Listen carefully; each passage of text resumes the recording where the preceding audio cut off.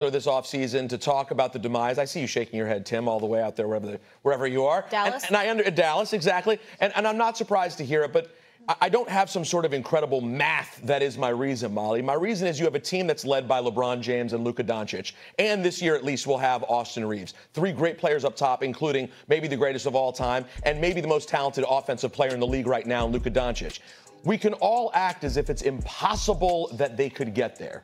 But we also just saw the Indiana Pacers take the Oklahoma City Thunder to 7 games. So let's not act as great as OKC is, and they are a great team. They were taken to 7 games 2 times throughout the playoffs, including, did anybody realistically think about the Indiana Pacers challenging and making it to a 7th game for the NBA Finals? So I'm sorry, no, I cannot rule out a LeBron James and Luka Doncic-led Los Angeles Lakers this year. I can't.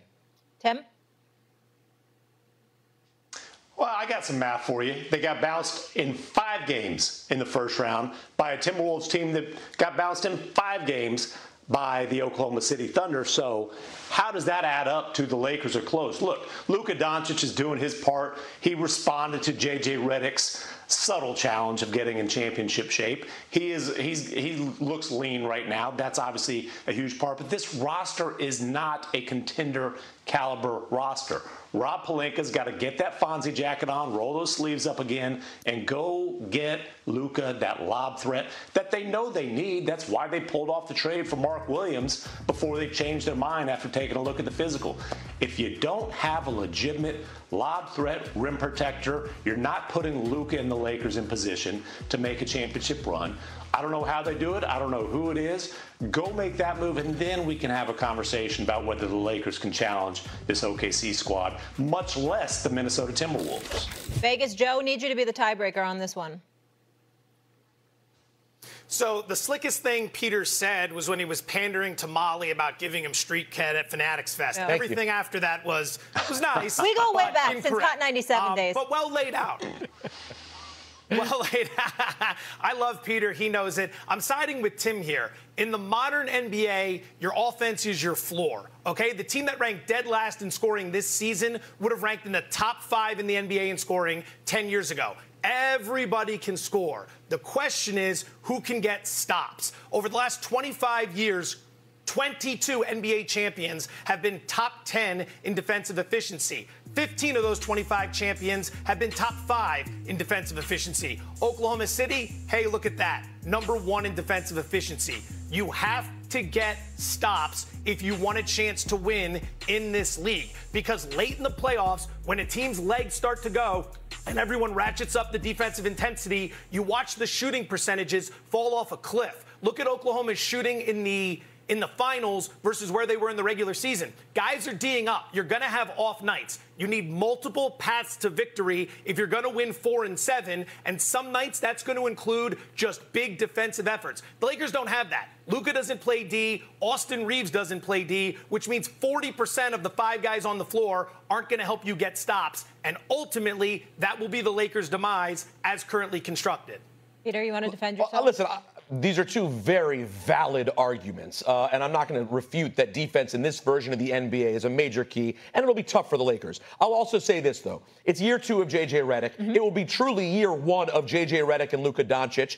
We'll see what kind of shape he's able to get into. We know he's not going to become, Gary Payton overnight. I'm not expecting a Defensive Player of the Year award for Luka Doncic, but we will see what they're capable of. But I just refuse to, in this moment, and we all exist as prisoners of the moment. Right now, it feels like that was year 1 of an OKC dynasty. Let's talk about that midway through next season. We'll see. Okay. You think that's fair, Tim, to say we're a little premature on OKC dynasty? I mean, everybody was telling me they were too soft to win a championship in the first place. They won one with a bunch of ascending talent. I don't think it'll be the last one they win. I will point this out. Luka Doncic has been part of very good defenses before. He went to the finals last year with the Mavericks. What did they do, though? They went out and drafted a big-time lob threat rim protector in Derek Lively II, and then traded for another one in Daniel Gafford. If you want to maximize Luka, you've got to get that piece. I'm not breaking news to Rob Pelinka. He knows it. He's just got to figure out the path to do it. Joe, I'll give you the final word, then we'll go West Coast, East Coast.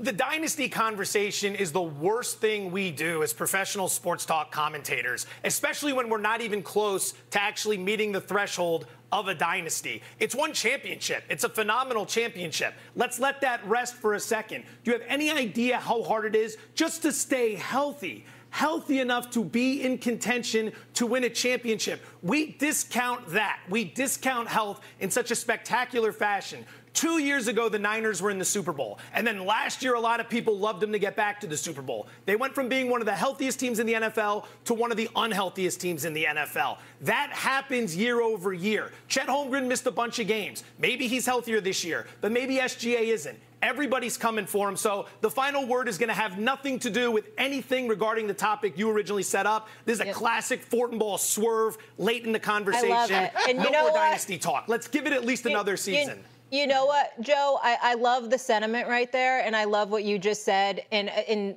appreciating the moment, the championship, letting it breathe a little bit. I do this program called First Take, 240 days a year. Oh. So we will be talking about dynasties and looking forward as much as we want. I'm just letting you know. All right, guys, let's go to the East now. The Eastern Conference up for grabs.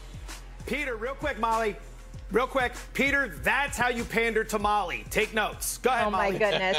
All right, guys, as I mentioned, Eastern Conference up for grabs. Key stars such as Jason Tatum, Tyrese Halliburton, Damian Lillard leave the door wide open for any team looking to take the next step. Yesterday on First Take, Tim McMahon let us know which team he thinks needs to take advantage of this opportunity. Listen up, guys. The 64-win Cavaliers are pretenders right now. They have to be labeled as pretenders when you are eliminated in the second round with the ease that they were. So there's definitely some pressure that comes along with that. They've got this core four that, and credit to them, they raised the expectations in Cleveland by rolling to those 64 wins this regular season. But there is pressure that comes along with that, especially when the playoffs were such a disappointment for Cleveland. All right, Joe, which team do you think is under the most pressure to come out of the East now that it's wide open with all these injuries? A bit of a surprise here, but it's the Philadelphia 76ers. This is their final shot at it. Their absolute final shot, and they have never had a better path in the Eastern Conference than what they've been given this year. The Sixers, year after year after year, disappoint everybody because they've never been good enough to get by Kawhi in Toronto or Tatum and Brown in Boston or insert any other team here that has gotten in their way over the last decade plus. The problem is they were never good enough. This year, they don't need to be good enough. Everyone else has cleared out for them. Lillard's got the Achilles in Milwaukee. Halliburton's got the Achilles in Indiana. Tatum's got the Achilles in Boston. The Knicks don't have a coach. Miami hasn't done anything of note. Cleveland's legit, but let's see if they can close when it matters. The Sixers are absolutely stacked, and they've got exactly one more shot at it, and it's never been laid out better for them than it is this year. That's why you want to buy them at 11-1 to win the East, because everyone's going to look at last year and laugh, which is what you should do. Last year was laughable, but this year has the opportunity to be different if they can stay healthy. Huge if, but the Sixers have more pressure than anybody in the East. Yeah, Joe, I won't hit you with the haymaker just yet. I'll be nice. I'll let the guys go around, and then you know exactly what's coming. Well, listen, Vegas, Joe, that was a very fun conversation to have at the MGM Grand Sportsbook if I was putting down a bet for who's going to win the Eastern Conference. But for talking realistically about basketball, please don't bring up the 76ers again. I'm sorry, you're right. It may be the last year of the window, and it is a great opportunity, but they have shown repeatedly they are not there. They will not be there this year. I'm not even worried about the 76ers, the team with the most pressure, and they've put a lot of it on themselves. Are right here. It's the New York Knicks, who were one game away from the finals. Well, but hear me out.